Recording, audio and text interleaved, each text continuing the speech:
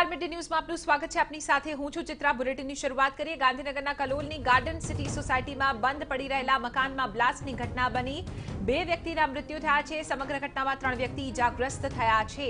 આપને જણાવી દઈએ કે કલેક્ટર કુલદીપ આર્યા અત્યારે ઘટના સ્થળે પહોંચ્યા છે। તેઓ જાતે વિગતો મેળવી રહ્યા છે। કેન્દ્રીય ગૃહપ્રધાન અમિત શાહે આ વચ્ચે કલેક્ટરની સાથે વાતચીત કરી સમગ્ર મામલાની વિગતો મેળવી છે। महत्वनी बात है कि गैस लीकेज थयुं हतुं। सोसायटीना बंद मकाननी अंदर भेदी धड़ाको एकाएक थयो, जेना कारणे ते मकान सहित बाजुनुं मकान पण धराशायी थयुं, जेमां बाजुना मकानमां રહેતા वृद्ध महिला सहित 2 लोकोना मृत्यु थया। एवी पण माहिती छे कि मकानना काटमाळमां आग पण चालू हती। ब्लास्ट एटलो तीव्र हतो कि अन्य मकानो पण एक रीते ए धड़ाकाथी प्रभावित थया हता अने समग्र कलोले आ अवाज सांभळ्यो हतो।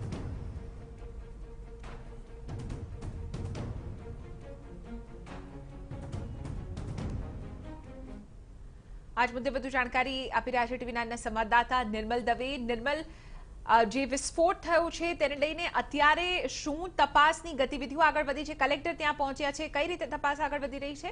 નિર્મલ,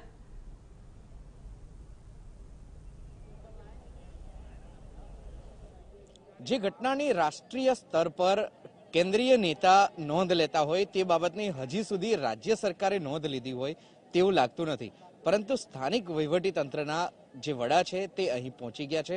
જિલ્લા કલેક્ટર ડોક્ટર કુલદીપ આર્યા અહીં આવ્યા છે। અહીં આવી અને તેઓ સમગ્ર પરિસ્થિતિનો તાગ મેળવી રહ્યા છે। પોલીસ અધિકારીઓ સાથે પણ તેઓ ચર્ચા વિચારણા કરી રહ્યા છે, સાથે જ સ્થાનિક લોકો સાથે પણ તેઓ તમામ પ્રકારની માહિતી મેળવી રહ્યા છે। આખરે આ ઘટના બની તો તેવા સંજોગોમાં જે પ્રત્યક્ષદર્શીઓ છે તેમની સાથે પણ તેઓ વાતચીત કરવાનો પ્રયત્ન કરી રહ્યા છે। જે વિસ્તારમાં આ ઘટના બની છે, કલોલનો પંચવટી ગાર્ડન સિટી વિસ્તાર છે, આ વિસ્તાર ઓરડાની અંડરમાં આવે છે। એટલે આવા સંજોગોમાં ઓરડા પાસેથી પણ જે સોસાયટી બની છે તેનું પ્લાનિંગ કેવી રીતે પાસ થયું છે, પ્લાન મુજબ સોસાયટી બની છે કે નહીં તે મુજબની પણ વિગતો મેળવવા માટેની તજવીજ હાથ ધરવામાં આવી છે। પ્લાન જે બનાવ્યો હતો તે પ્લાન પણ મંગાવી અને તમામ વિગતો ચકાસવામાં આવી રહી છે। અત્યારે જે વિગતો પ્રાપ્ત થઈ રહી છે તે વિગતો પ્રમાણે 2 લોકોના મૃત્યુ થયા છે અને 2 લોકોના મૃત્યુ થયા છે ત્યારે તેમની ડેડ બોડીને પોસ્ટમોર્ટમ અર્થે ખસેડવાની તજવીજ હાથ ધરવામાં આવી છે। સાથે જ એક વ્યક્તિ હજુ પણ ઘાયલ છે, તેની પણ સારવાર ચાલી રહી છે। કલોલ નજીકની હોસ્પિટલમાં સારવાર માટે એ વ્યક્તિને લઈ જવામાં આવ્યા છે। પોલીસ દ્વારા સમગ્ર ઘટના મામલે તપાસ કરવાની તજવીજ હાથ ધરવામાં આવી છે। રેન્જ આઈજી અભય ચુડાસમા પણ અહીં પહોંચી ગયા હતા અને તેમણે પણ સમગ્ર ઘટનામાં નિષ્પક્ષ અને ઊંડી તપાસ કરવાના આદેશ આપ્યા છે। અહીંના ધારાસભ્ય બળદેવજી ઠાકોરનું કહેવું છે કે કલોલની આસપાસમાં બનેલી જે નવી સોસાયટી છે, જે અત્યારે આ સોસાયટીમાં હું હાજર છું, એ સોસાયટીની આસપાસનો પણ અનેક વિસ્તાર છે। લગભગ 70 થી 80% જેટલી જે સોસાયટી વિસ્તાર બન્યો છે તે બિનકાયદેસર બનાવવામાં આવ્યો છે તેવું અહીંના ધારાસભ્ય બળદેવજી ઠાકોરનું કહેવું છે। બળદેવજી ઠાકોરનું એ પણ કહેવું છે કે અનેક વખત આ બાબતે રજૂઆત કરવામાં આવી છે। સંકલન સમિતિમાં તેમણે છેલ્લા 5 થી 7 વર્ષ દરમિયાન અનેક રજૂઆત કરી છે, તેમ છતાં પણ રજૂઆતનું પરિણામ નથી મળ્યું અને તંત્રની જે ઉદાસીનતા જોવા મળી છે એ ઉદાસીનતાને કારણે જ આજ રોજની ઘટના બની છે। અહીં જે સ્થાનિકો રહી રહ્યા છે, જડમૂતું મોત તેમના માથે લટકતું હોય તેવું જોવા મળી રહ્યું છે। એટમ બોમ્બની ઉપર તેઓ જીવી રહ્યા હોય તે પ્રકારની સ્થિતિ છે, તેવા આક્ષેપ પણ કોંગ્રેસના બળદેવજી ઠાકોરે કર્યા છે। હાલ સમગ્ર મામલે તટસ્થ તપાસ થાય તે જરૂરી બની ગયું છે, કેમ કે સ્થાનિકો ભયના માહોલમાં જીવન જીવી રહ્યા છે।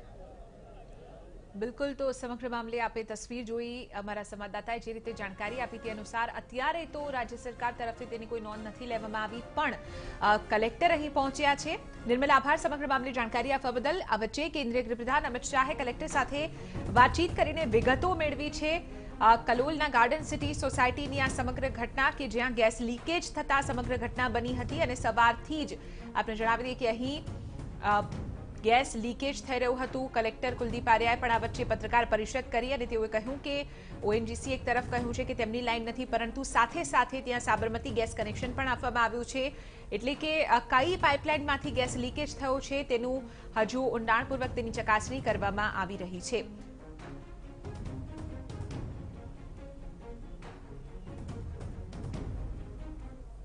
ગાર્ડન સિટી સોસાયટીની અંદર 200 મકાન આવેલા। સવારે 7 સાડા 7ની આજુબાજુમાં વિસ્ફોટ થયો। વિસ્ફોટની અંદર જે આજુબાજુના તમામ વ્યક્તિઓ એટલા ગભરાઈ ગયેલ છે કે હજુ સુધી કોઈ તંત્ર આવ્યું છે પણ કોઈ તપાસ સારી રીતે કરતું નથી. ઓએનજીસી વાળા આવે તો એમની રીતે આવીને જે તે જવાબ આપીને નીકળી જાય છે. કોઈ જવાબદારી લેવા તૈયાર નથી. અત્યારે અધિકારીને લોકોએ ઘેરી કેમ લીધા? ઘેરી લીધા એટલા માટે કે ઓએનજીસી વાળા સાહેબ કોઈ સ્ટેટમેન્ટ આપવા જ કોઈ તૈયાર નતા કે શું થયું આ બનાવની અંદર, ઓએનજીસી નો છે, સીએનજી ગેસનું છે કે કોઈ બીજી તકલીફ છે. આનો કોઈ જવાબ આપવા તૈયાર નહીં. સૌથી મહત્વની વાત ઘેરાવા બાબતની અધિકારીના, તો સૌથી પહેલા તો એ ઓએનજીસી માંથી આવ્યા છે એવી એમને સૌની સમક્ષ નિવેદન કર્યું.